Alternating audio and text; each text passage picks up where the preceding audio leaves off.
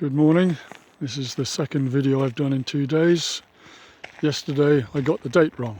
Sorry, it wasn't the 8th of January, it was the 8th of February.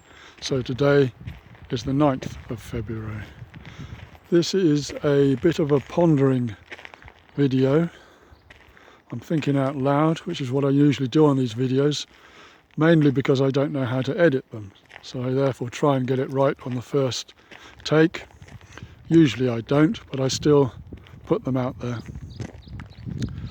This is the second video from El Hierro, the southwest most Canary Island. I came here about 6 weeks ago. Been here before 5 or 6 times, 15 and 20 years ago. Loved it. It's very dramatic. It's small. There's lots of walking that can be done here.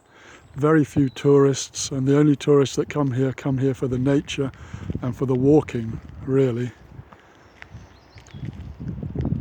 Up here in sort of 1100 meters high here in the pine forests, you can more often than not hear the swishing of the northeasterly winds, the trade winds, coming through the branches and leaves of the pine forests. Real soothing sound, unless it's a strong wind, and then it gets quite annoying, I must admit, especially when you're trying to sleep somewhere. The air is very fresh, it's very cool up here, even though sometimes you're in sort of 35-degree heat outside of the forests. It's very easy to breathe. It is a good thinking place, at least I think it is, and that's one of the main reasons I came back here, even to think about living here, not perhaps permanently, but to set up a home here. My plan was to find some land, find some money, buy the land and build myself a wooden pallet house, small one. But planning laws have changed a lot over here, and too many people have been putting up pallet houses, and they're now basically banning it. So that puts a bit of a kibosh on my plan, but we'll see where we go from here. The missing persons subject. Where can I fit in? Can I fit in? I'm still trying. I do believe I can fit in somewhere.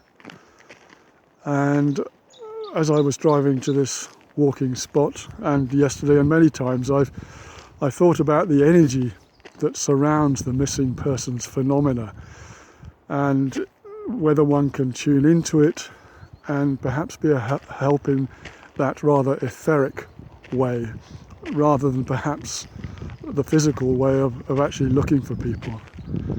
Everybody has the right to disappear. Everybody has the right to disappear in their own way, I guess, and think, whether that's sadly through criminal activities and people sadly being killed and their bodies hidden somewhere, whether it's people who have accidents and basically lay waiting to be found, usually in severely inaccessible or difficult places, hence the fact that they are still missing. People who just simply want to disappear, and they have that right to. But on that same tack, I do believe friends and family have an equal right to look. So therefore there must be a role for people to look for people who decided that they wanted to go missing and start a new life. But that looking, I guess, must be hugely respectful of that person's will, but taking into account of the will that those that are looking. So there must be, I do believe, some sort of compromise there.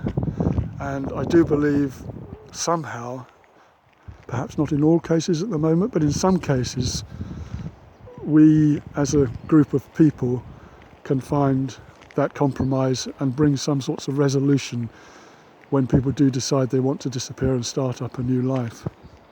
Even if it's simply that person making contact in a way that is known to be definite, that it's not just someone else scamming, or, well, that it is definitely that person. The energy surrounding missing persons is high, is traumatic, is confusing, is terrifying. I think the energy equates to the fact that, you know, when people have gone missing, it's real. It's not a joke, it's not made up. The friends and family of those missing, they're not being tricked by people, although if it's been a criminal act, then in some ways, yes, they are being tricked because they're not being told what happened to their loved ones. But I do not believe that the world at large is trying to mess with people's heads. Someone has disappeared, something happened, therefore, somehow, in this universe, there must be an explanation.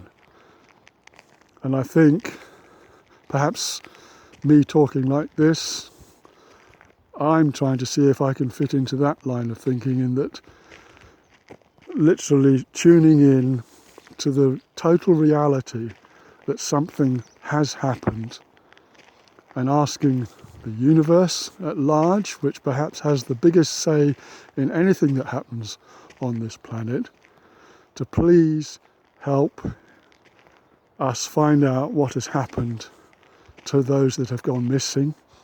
If it's within our right to do so, and that we are not encroaching on that soul's right to develop a life in whichever way they see fit for their own life purpose.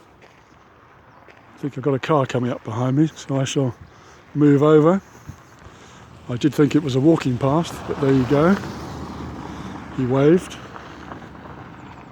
So, although I think I could talk possibly a lot more, I might confuse myself, I might confuse people, but I think for the moment I'm going to concentrate, as I say, on the energy, the belief, the fact that when people go missing, there must be an explanation somewhere. Tune into that, and for me, as someone who doesn't have a friend or a loved one missing, thank goodness, one is able to perhaps operate or act in a much more easier way, because emotionally one is not being torn to shreds. So I'm going to do my best to tune into that energy and see if there's any more talking, writing, videoing that I can do to potentially help.